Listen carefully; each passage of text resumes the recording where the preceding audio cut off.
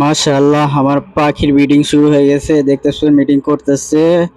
Meeting শুরু হয়ে গেছে এবং ডিমের জন্য প্রস্তুতি নিবে। দেখতে পারতেছেন ডিমের জন্য প্রস্তুতি নিতেছে। দুইজনই পর্যবেক্ষণ করতেছে এখানে ডিম দেওয়া যাবে কি না।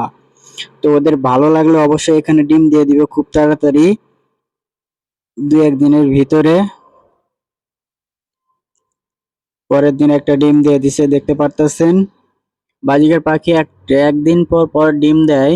সে প্রথম ডিমটা পারছিল, সেই ডিমটা ভেঙে গেছে, সেটাকে সরিয়ে রাখা হয়েছে। একদিন পর আরেকটা ডিম দিয়েছে দেখতে পারতেছেন এবং আরেকদিন ওয়েট করতে হবে।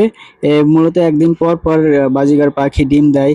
দেখতে পারতেছেন এখানে 3টা ডিম পারছে, মানে 6 দিন সময় লাগছে ওর।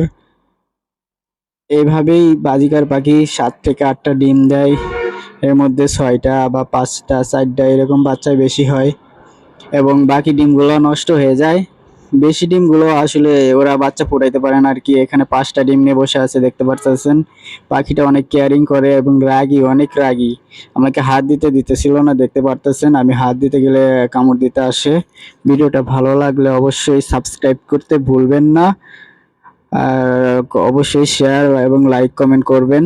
বেল আইকনটা প্রেস করে দিবেন যাতে পরবর্তী ভিডিওটা আপনার কাছে পৌঁছে যায় খুব